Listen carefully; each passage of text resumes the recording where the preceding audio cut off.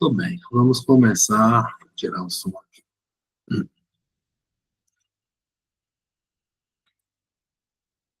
Vamos começar aqui com a nossa leitura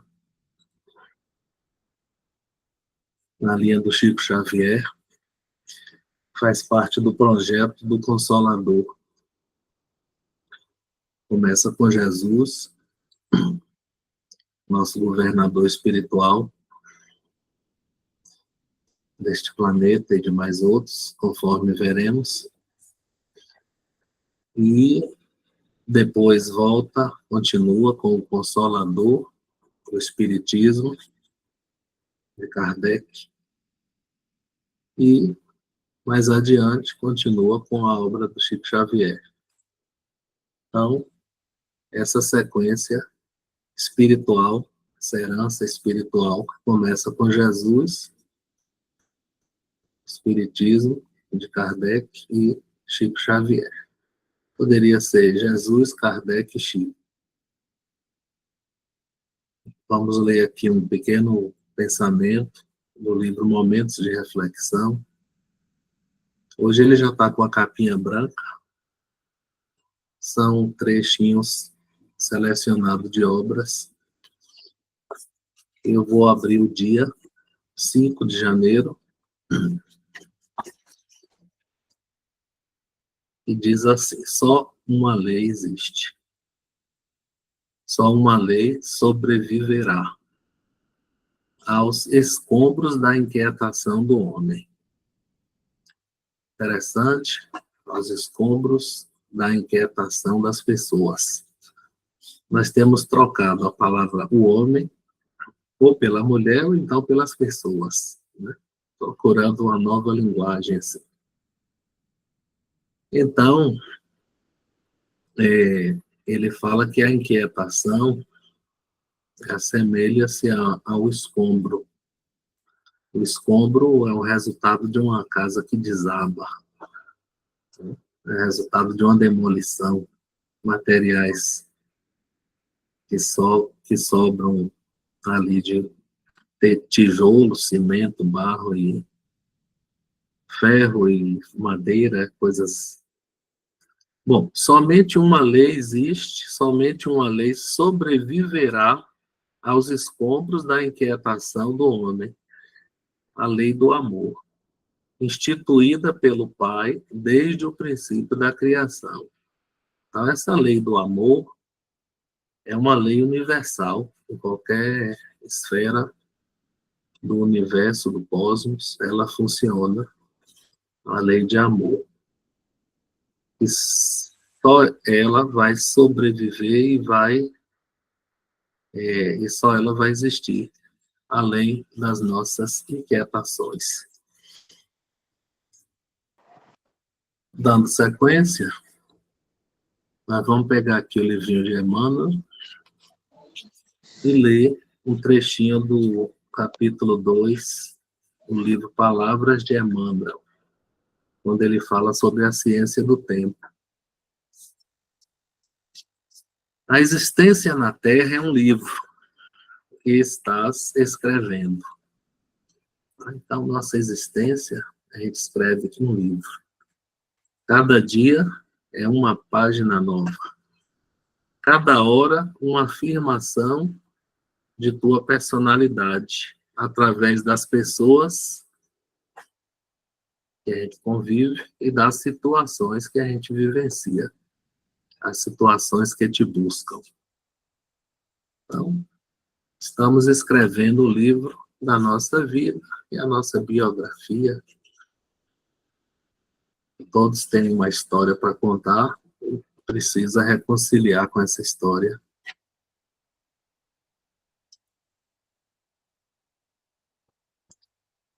Vamos para o terceiro. São 4 livros da linha Chico Xavier. Dessa vez, agora, é o livro Doutrina Viva. Também está datado. E o capítulo de 5 de janeiro é o capítulo que chama União. Esse livro é Chico desencarnado, usando a psicografia do Carlo Bacelli, mandando recados para nós. Nunca insistiremos em demasia na necessidade da união entre nós, os adeptos da doutrina. Como nós brigamos, viu? É uma triste realidade, né? Um amigo querido, desencarnado, me dizia assim: nós somos inimigos fraternos. Às vezes entramos em competição, muitas vezes não somos acolhedores, né? Essa união sincera, continua o texto, por dentro e por fora de nós, e não só aparente, disfarçando a animosidade. Tá? Então, o que a gente precisa é combater a animosidade. União que nos faça espontâneos na alegria de trabalharmos juntos, sem que ninguém se sinta maior que o outro, tá? Sem que haja a questão da hierarquia de poder. Facilmente toma conta da religião e dos grupos, né? Alguém que tem autoridade, que dita o que é correto, o que é doutrinariamente puro, o que é aceitável, o que é de acordo com uma suposta pureza, né? Que é um grande mal que fizeram com o Espiritismo, foi instituir essa história de pureza doutrinária. Tá? Jesus, ele não tinha essa atitude da pureza doutrinária, não. Ele abraçava os pecadores, ele convivia com as prostitutas, ele entrava na casa dos publicanos, para escândalo dos fariseus, esses sim, puristas, os rabinos, sacerdotes, esses eram puristas. Esses se contaminavam ao entrar em contato com qualquer imundície. Tá? Eu prefiro ser da lepreza doutrinária, não é, Iva? Vamos botar um cartaz lá no NEL, assim, aqui se pratica a lepreza doutrinária, do que a pureza. Nós somos imperfeitos, espíritos errantes, arrependidos, almas, como vamos ver aqui. Então, quando falamos de união, não devemos criar privilégios, continua o texto aqui, privilégios que não existem dentro da doutrina. Ninguém tem privilégio, ninguém tem destaque. O nosso maior privilégio será o de servir sempre. Estendamos as mãos aos companheiros iniciantes e não estabeleçamos em nosso esforço qualquer tipo de competição. O espírito de competição arrasa os grupos. Convençamo-nos de que a essência da doutrina está para ser aprendida ainda por todos nós. Ninguém está excluído. Com enorme facilidade, os cargos que ocupamos podem nos subir a cabeça.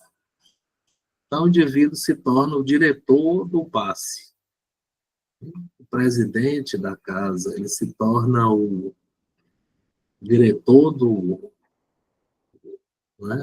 departamento, e vai piorando. Se for presidente, né, ser presidente, diretor da Aliança Regional Espírita, dos conselhos, e espécies de autoridades, né, que começam a usar a palmatória para, né, a régua, o compasso para medir, assim. É muito tentador repetir velhos erros que ocorreram dentro da própria igreja, quando se estabeleceu o sistema de papado, de clero, bispos. Isso acaba que tira a liberdade de quem está embaixo de ter autonomia de pensamento. Tem que seguir a doutrina oficial, a regra que vem de cima. Isso mata o espírito, isso matou os profetas, né? Lá no início, o profetismo, os médios perderam vez, agora são os padres, os teólogos, que vão estabelecer as doutrinas. Então, isso matou o espírito. Então, com enorme facilidade, os cargos sobem à cabeça e subtrai a lucidez do indivíduo. Quem na seara espírita se distancia da caridade simples, né, do trabalho com o pobre, seja na rua, seja no centro, na cesta básica, na sopa, e do acolhimento aos humildes, quem se distancia disso não sabe a que perigo está se expondo, porque passa a viver nas alturas do intelectualismo, das ideias, e esse é o nosso problema. Diz Alexandre, na obra Missionários da Luz, logo no início da obra, que entre os homens, entre as pessoas, há quase sempre um oceano de palavras e pequenas gotinhas de ação somente. Nós estamos iniciando um projeto de leitura diária com a obra do Emmanuel, o Evangelho por Emmanuel, que compilou todos os textos que Emmanuel comentou sobre o Evangelho e postos em sequência de versículos.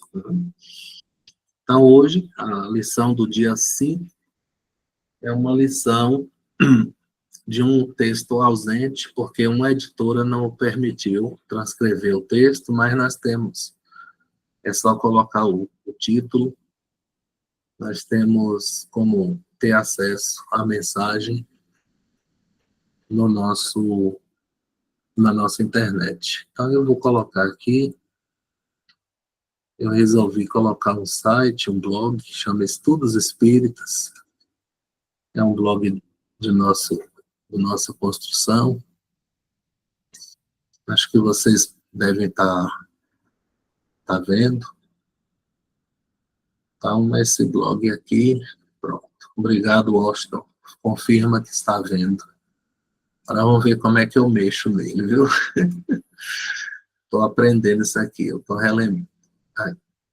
Rolar e aplicar zoom.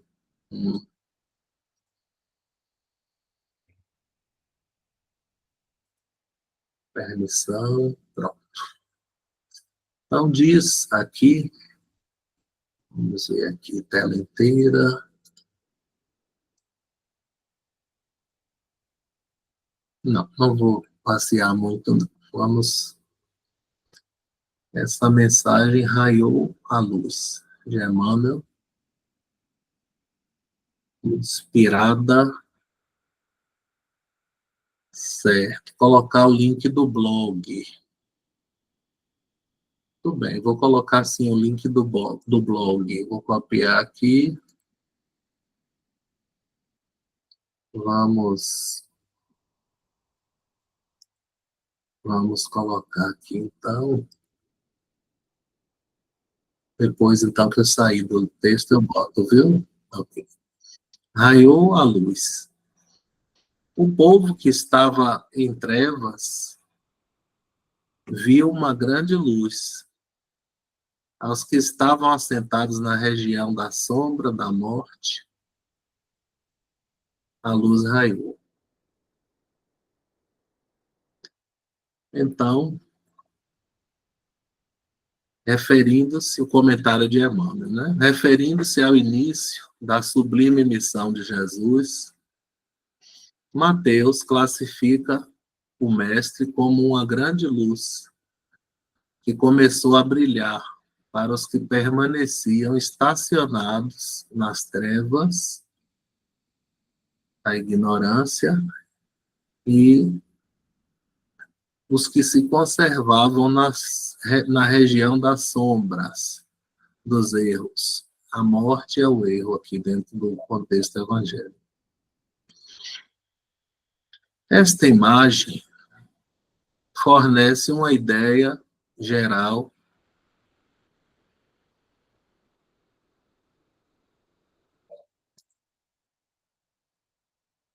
Vai ficar maior a tela, né? Aí. Esta imagem fornece uma ideia geral da interpenetração dos planos em todos os centros da vida humana. Tá? Então, aqui, na realidade, nós temos 7 esferas de vida na Terra. O planeta Terra são 7. Nós moramos na terceira, na crosta. Eu costumo brincar que nós somos crustáceos, né?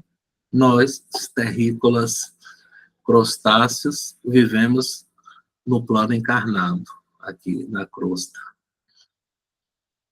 Para baixo, então, tem 2 dimensões, sombras ou trevas, sombras ou trevas e abismos, que é a mais baixa. A 4ª dimensão, chamada umbral, a próxima dimensão, umbral, tem divisão de 3 partes, umbral grosso, mais chumbado ao chão, umbral médio e umbral mais elevado, onde fica nosso lar. Então, é uma 4ª dimensão que, na maioria de nós, costuma transitar ali fora do corpo, pela morte ou pelo sono. Mas tem outras 3 regiões superiores. A camada de arte, cultura e ciência, e acima dessa, a camada de amor universal, e a última e mais elevada, a 7ª esfera, chama diretrizes planetárias, onde estão os apóstolos diretos ligados ao Cristo. A gente fica imaginando, quem estaria lá? Paulo de Tarso? João Evangelista? Não botei as esferas não, tá, Silvinha? Não botei. Mas tem um livro da FEB, chama As 7 Esferas da Terra, do Mário Frigeri.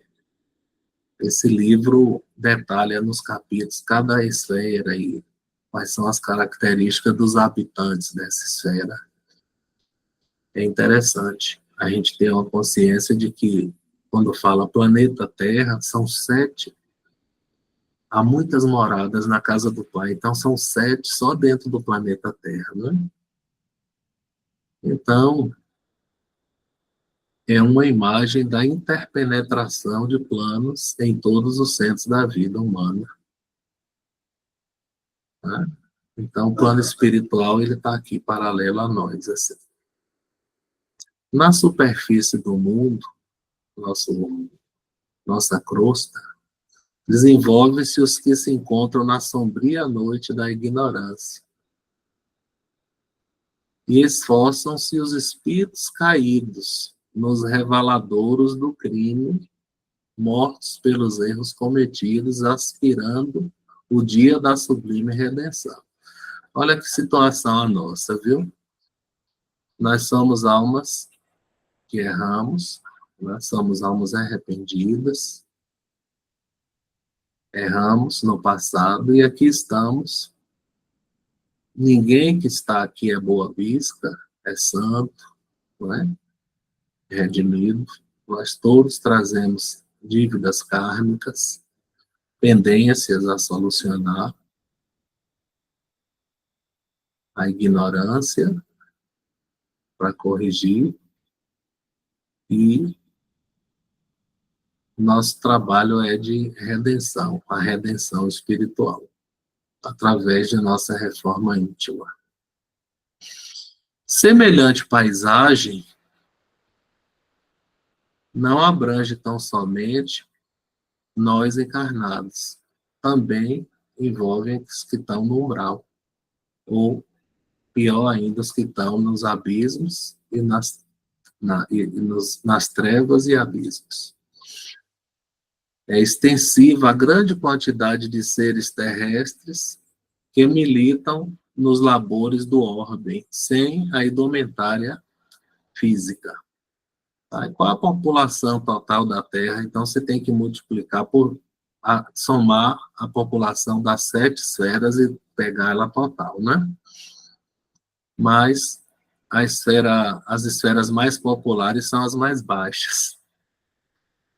Porque em nosso lar, por exemplo, só 1% que estava em nosso lar se preparando para subir. 99% se preparava para voltar, para a reencarnação. Né? Então, é um chumbo mais pesado, assim, é o visgo da jaca que prende aqui no campo físico. O mestre, pois, representa o orientador supremo de todas as almas que permanecem ou transitam no mundo terreno. Então, a chegada de Jesus representa uma grande luz, né? Uma luz que raiou para o povo que estava nas trevas, que estavam no erro, na morte. Essa luz raiou. Sua luz é um tesouro imperecível das criaturas. A luz do Evangelho é um tesouro imperecível. Os que aprendem ou resgatam, os que se curam ou espiam, encontram em seu coração a claridade dos caminhos eternos. Tá? Então, há uma tradição de adoração ao coração de Jesus. Muitas vezes a gente abre os livrinhos aleatórios, de forma aleatória, e encontra coincidências, né? Hoje, na parte final, talvez a gente vá ver aqui sobre o coração de Jesus. A multidão que estaciona nas trevas da ignorância, ou detidos na morte pelo próprio erro, devem compreender essa luz que está brilhando aos seus olhos desde 20 séculos. Há 20 séculos a luz do Evangelho brilha, mas nós preferimos a escuridão. Diz Alexandre, no livro citado, Missionários da Luz, que nós temos vocação para as sombras. Gostamos da escuridão. Antes do Evangelho podia haver grande sombra, mas com o Cristo vibra a claridade resplandecente do novo dia. Que saibamos compreender a missão dessa luz divina, pois sabemos que toda manhã é um novo apelo ao esforço da vida. Livro Levantar e Seguir, capítulo Raiou a Luz. E aqui tem um complemento que é oportuno. Surge um ano novo, convidando-nos a reflexões de nossos propósitos, novos sonhos, velhos sonhos, repaginados com bom ânimo, acalentados com a esperança e temperados com o amor. Não nos detenhamos nas sombras que bloqueiam a nossa felicidade. Quando a gente está aqui estudando, a gente está procurando o que é que bloqueia a minha felicidade, né? Eu quero eliminar isso para ter acesso à felicidade. Na ociosidade que amarga a caminhada ou na ignorância que nos direciona a quedas ainda maiores. Abracemos a luz, trabalhemos no bem pelo bem, lutemos contra o nosso inimigo maior, nós mesmos. E em nossa batalha interior encontraremos a verdadeira felicidade, que é a de servir o Mestre com amor e coragem e a de progredir sempre na renovação espiritual. Tá? Então, o grande alimento da alma é o progresso, é a evolução. Confiemos no Pai amoroso que zela por todos e em nosso querido Rabi da Galileia. Com eles e para eles, hoje e sempre, muita paz. Então, vamos voltar aqui. Vocês, chat, para colocar o endereço do blog. Tá? Então, esse aí, curso de Espiritismo, coloquei aqui no chat, chama Curso de Espiritismo, blogspot.com. Mas se colocar Estudos Espíritas e meu nome, Fábio Pires, vai chegar a esse blog também, que tem artigos, esses que a gente está citando aqui, a gente vai colocar por lá. Bom, então terminou a linha do Chico, nós vamos para frente. Agora a segunda metade do trabalho.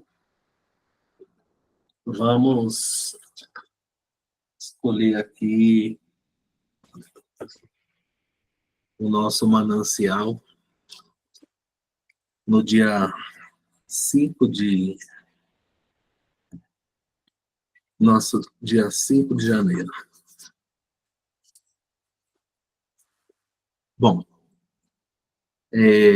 essa mensagem, ela fala do Velho Testamento aqui do Daniel. E eu me recordei que Daniel é a... Bom, tem uma mãozinha aqui, eu não sei se foi acidental, mas se não, vou deixar a pessoa que levantou a mão falar, por favor, se foi intencional.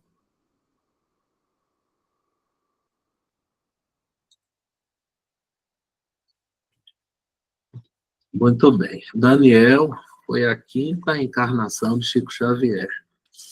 Há um estudo, tá? Um estudo das encarnações, as 20 encarnações de Chico Xavier. Ah, tá.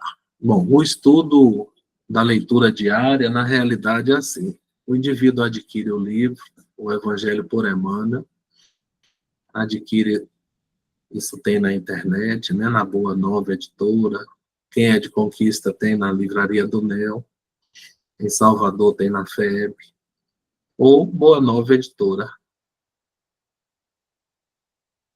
Certo. Eu vou colocar assim no Zap o nome dos livrinhos que a gente usa aqui, né, que costuma despertar o interesse. Viu, Carlos Cheia? Então, o Evangelho de Emmanuel, pegando uma leitura por dia, vai dar para esse ano inteiro e o ano que vem um pedaço. Todos nós vamos ler no momento que desejarmos, né? Muitos leem logo pela manhã, acordar, outros leem à noite, durante o dia, não importa. Mas é um trabalho de leitura diária de uma mensagem, a mesma para todos. E aí nós temos uma chave, que é a sequência, assim, a primeira de cada mês, eu posso divulgar isso, e aí cada um vai saber a leitura do dia. Então, gente, eu não vou poder me alongar, nem quero dizer que estou com a verdade, mas aqui também no blog Estudos Espíritas, que eu vou compartilhar de novo, nós temos aqui um vídeo, um texto sobre as 20 encarnações de Chico Xavier. Né? Então, a primeira foi como o patriarca Isaac, Canaã, filho de Abraão e Sara, pai de Esaú e Jacó.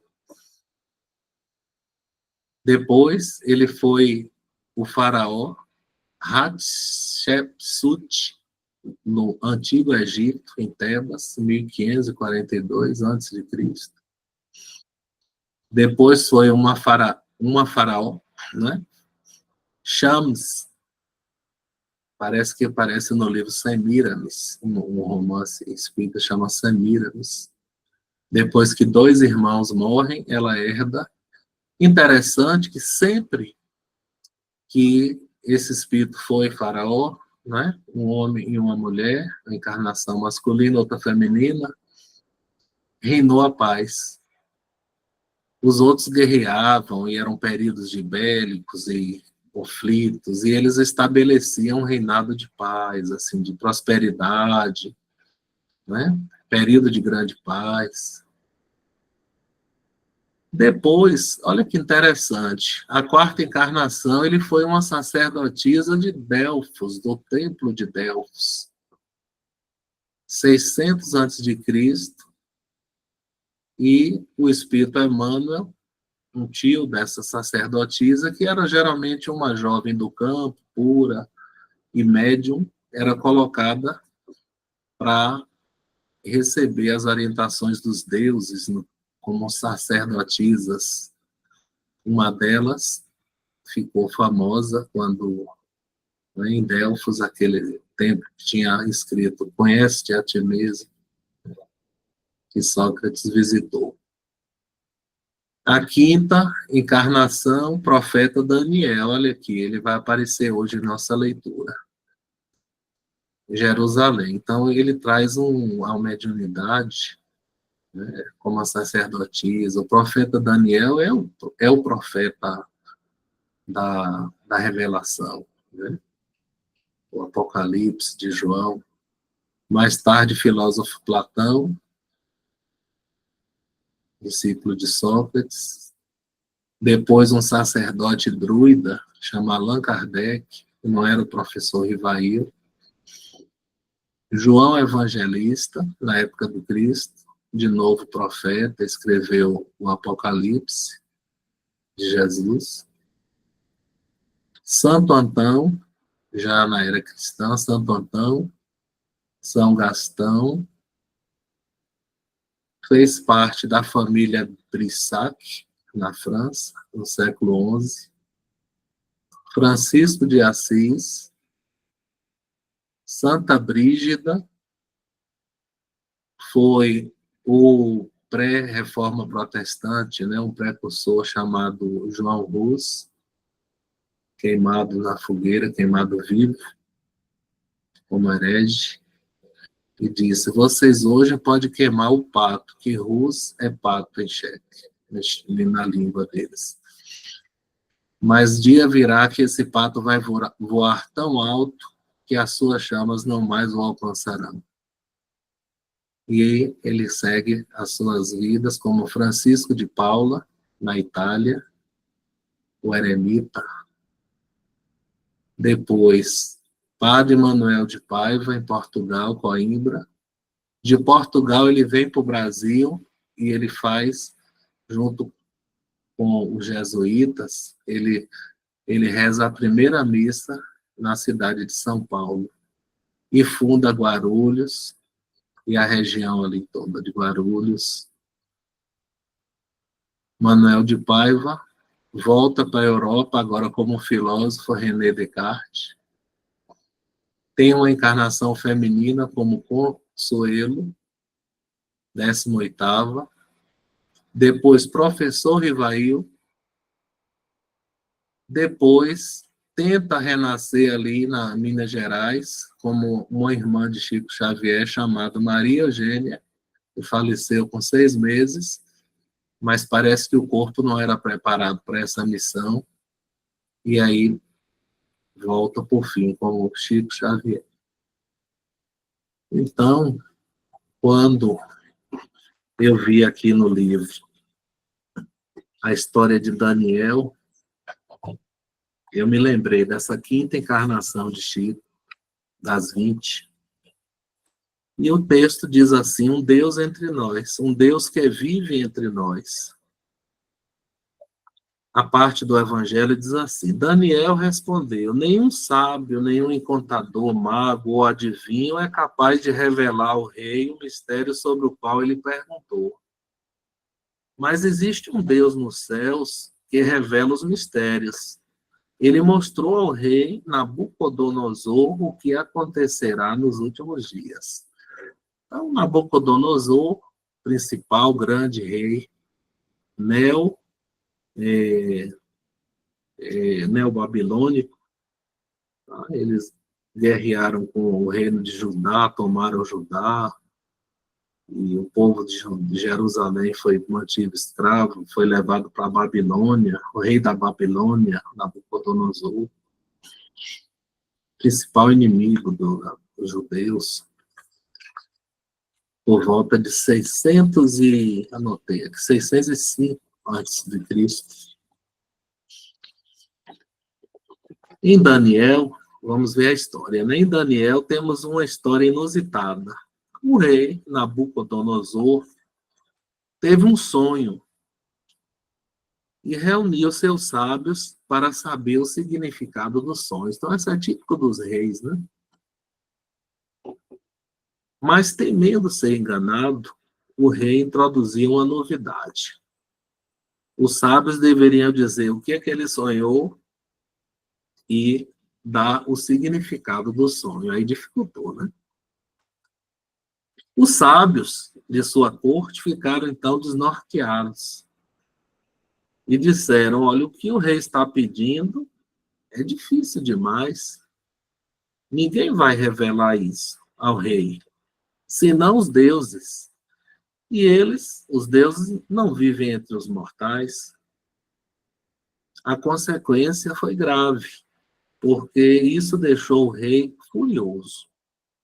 E ele ordenou a execução de todos os sábios da Babilônia. Marcou a data de passar na espada todos eles. Foi aí que entrou em ação Daniel. Ao saber do decreto real, ele reuniu seus amigos e começaram a orar. Eles fizeram uma espécie de uma mediúnica, viu, Jaque? Começaram a orar. E funcionou, porque o Senhor revelou o sonho os espíritos contaram para Daniel o sonho que o rei tinha e o seu significado. Resumindo, Daniel foi usado por Deus, o rei ficou satisfeito e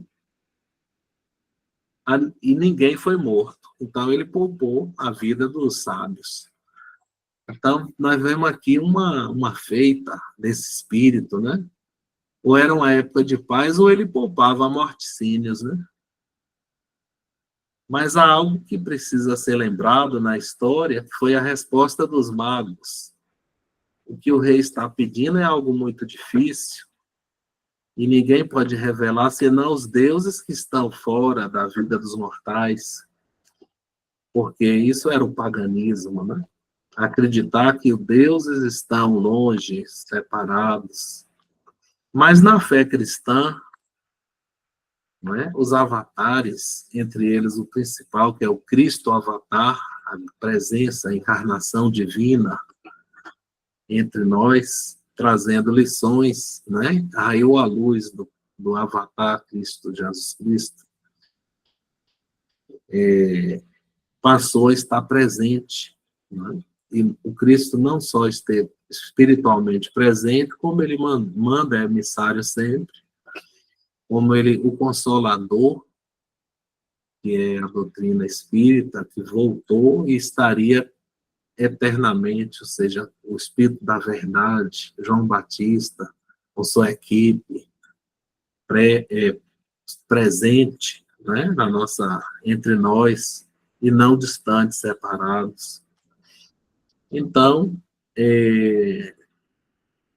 Daniel foi uma prova disso, né? E nós podemos ser também uma prova disso. Então, acredita você que Deus vive entre nós? Né?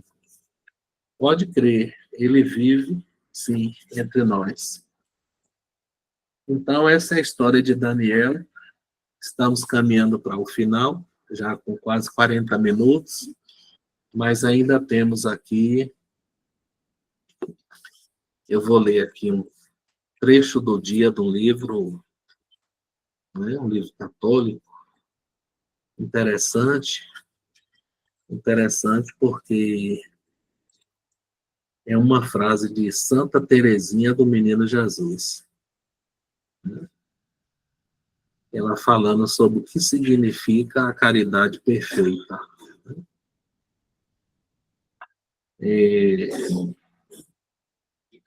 O Espiritismo, como ideia espírita, ele está presente na história da humanidade, né? Eu vou pegar um trecho do Livro dos Espíritos, na conclusão, número 6, diz assim: o Espiritismo não é obra de um homem, é a doutrina dos Espíritos, não é a doutrina de Kardec, nem de Platão, nem de Sócrates, é a doutrina dos Espíritos.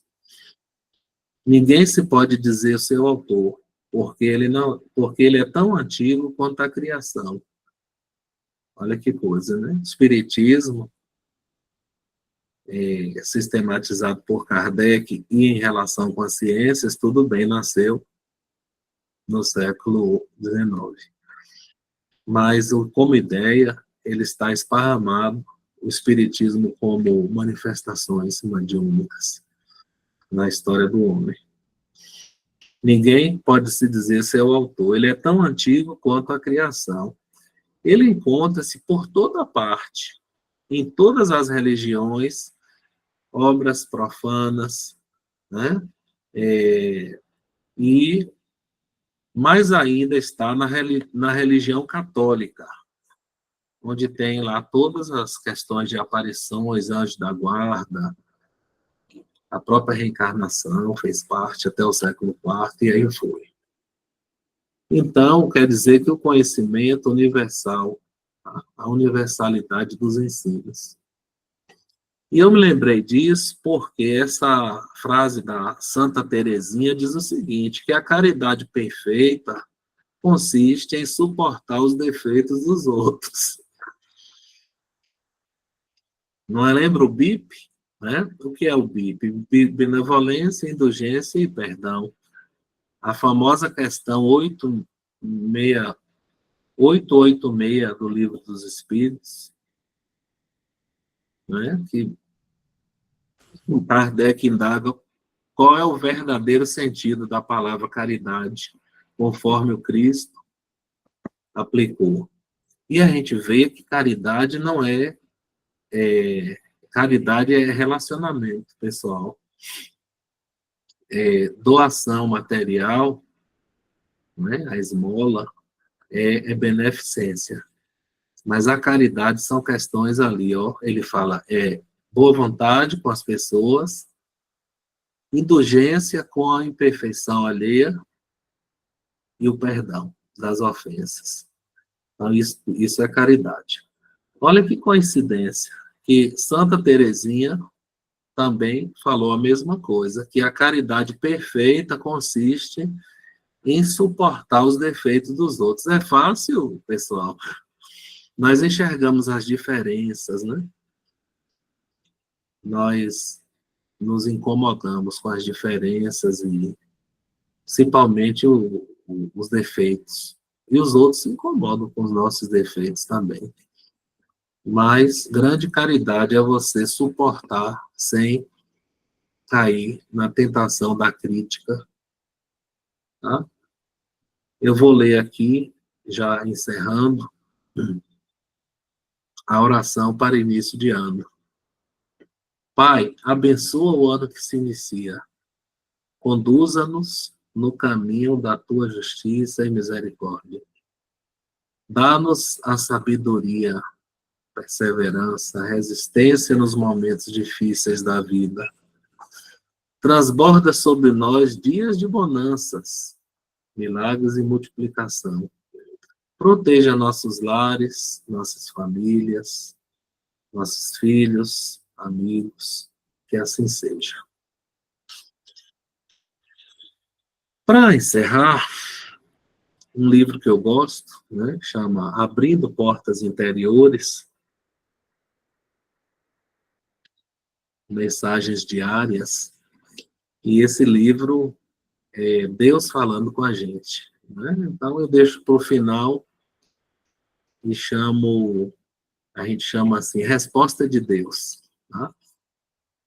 Resposta de Deus no dia 5 de janeiro, para encerrar o nosso evangelho. Você está disposto a mudar?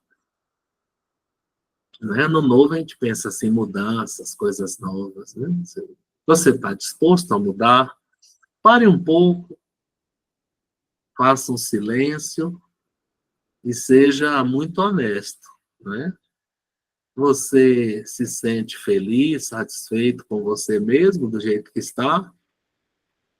Ou acha que os outros precisam mudar? Os outros é que precisam mudar, mas sua vida está tudo certo. Né? Se esse é o pensamento, é preciso fazer uma boa faxina, né? A gente fala tanto em reforma íntima, né?